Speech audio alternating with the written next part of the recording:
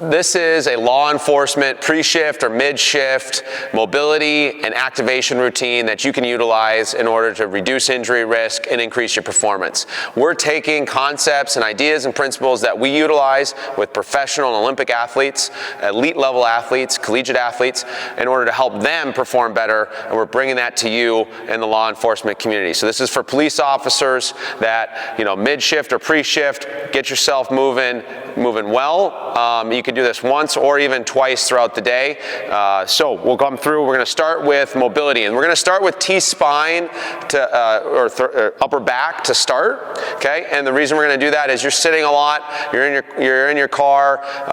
Sometimes if you have your Kevlar on or your vest on, that's going to be pushing you forward a little bit.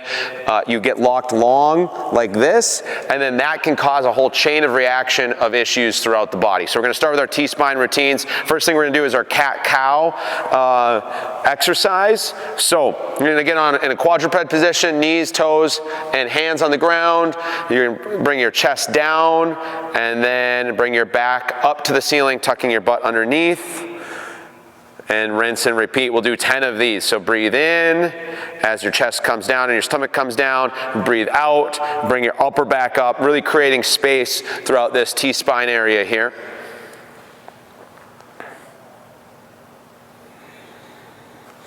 After you've done 10 of these, we are going to go into what's known as quadruped cross reach unders. So we're going to get into that same position, okay?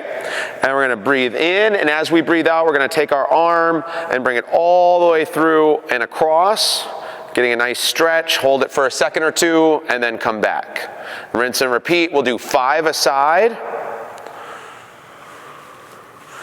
Focusing on our breath, breathing in, and then breathing out as we rotate the upper back. As you're doing this, you can also then come all the way underneath and then rotate all the way up on the way out. Yep, and then do that on both sides. Get a little bit of an extra stretch, a little bit extra rotation through the T-spine. The next one that we're going to do is called open and close the book. So we're going to get on our side, knees up slightly, okay? We're going to put our palms together. As we breathe in, we're going to extend that top palm as far as we can, getting as much of a stretch through this upper back. And then as we breathe out, we're going to open up and hold for a few seconds here. We're going to do 5 on each side, really focusing on opening up that T-spine, that thoracic spine.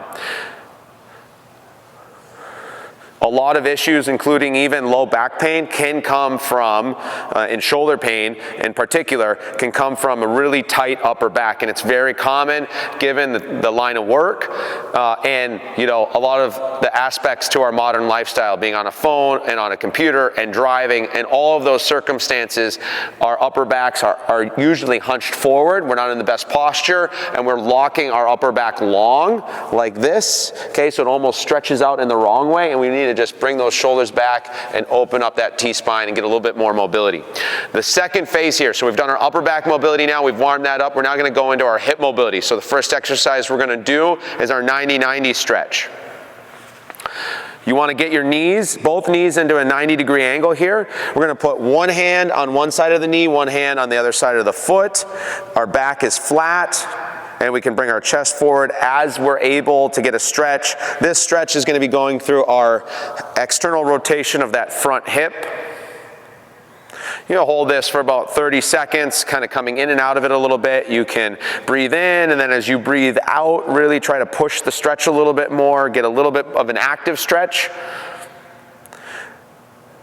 So maybe 5 breaths in or out about 30 seconds. And then we're going to rotate internally. Rotate to the other side here. This is the internal hip rotation stretch where you're rotating towards that back leg. You're going to feel a little bit of a little bit of pressure on this back hip as it's kind of pushing down and getting a little bit of extra internal rotation on the stretch. Okay.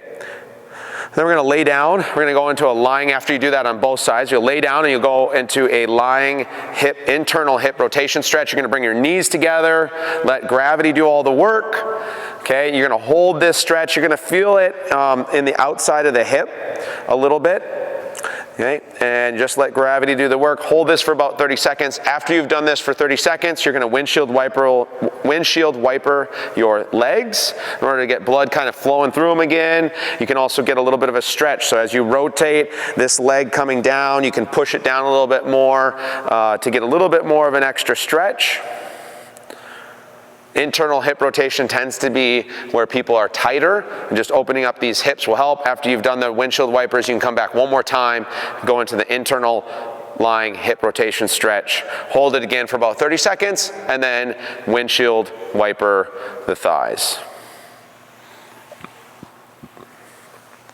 This next exercise we're going to do is to help correct anterior pelvic tilt. And so those that sit a lot, they tend to get that pelvis rotated forward, the front gets really tight. So we're going to get into a low lunge with our knee on the ground, and we're going to do pelvic tilts.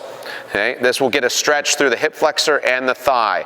So we're going to rotate that hip, that pelvis up, and then chin down, flex the back glute, and then relax. Okay, come back to a neutral position with your pelvis, and then again, rotate the pelvis up, chin down, flex the back glute. You're gonna feel that rocking through, that stretch will rock through that thigh into the hip flexor, okay? And we're really working on trying to take that pelvis and tuck it up towards our belly button, okay?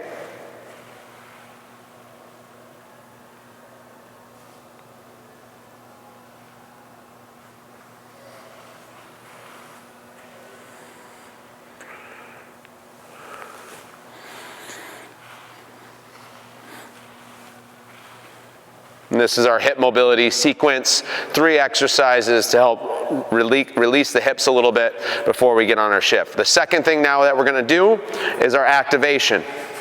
So we're gonna activate the shoulders and the hips again, and the glutes and hamstrings, okay? These are all muscles that tend to go a little bit more dormant because of our modern lifestyle, and they're key for sprinting, landing, protecting our knees, protecting our hips, and protecting our shoulders. So this first one we're gonna do is our 90-90 with a mini band. You just need an exercise mini band of sorts, okay? We get into a 90-degree angle. You're gonna rotate at 90 degrees up until your elbows are parallel to your shoulders, and then extend the arms up, nice and controlled, keeping those wrists pushed out, coming back down, elbows in, wrists out, trying to stay in that 90-degree angle. Okay, you're gonna feel it deep into the shoulder joint. It's gonna burn pretty good. As you go through, it's warming up the serratus anterior and some of our smaller shoulder muscles, getting us ready for the shift. Okay. Second exercise we can do with an exercise mini band, it needs to be loose enough, is just external rotation. So this is an aspect of the shoulder that can get pretty weak. So we just rotate out externally. Do about 10 repetitions there. With the 90-90s, you can do the same thing. Okay, now we're gonna warm up the hips really quick. We'll do the hip, the glute, and the hamstring.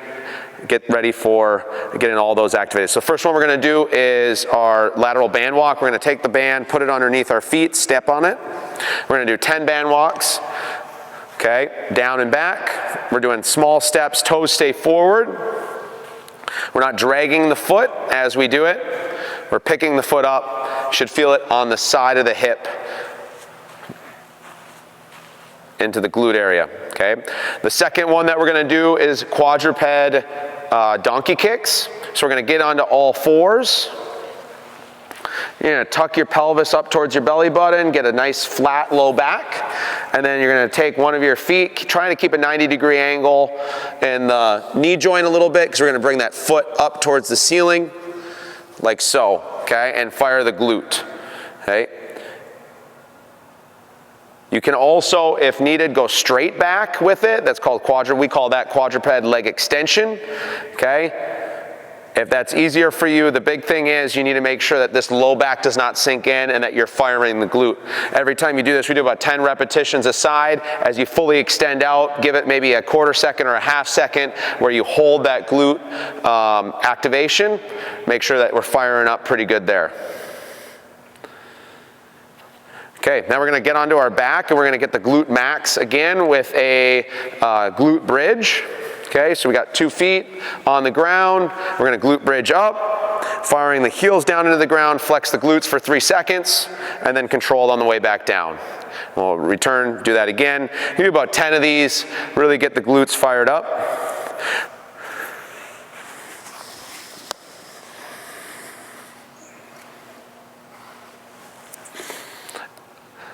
Last exercise we're going to do is for our adductor or our groin. We're going to get on our side and do what's known as adductor leg lifts.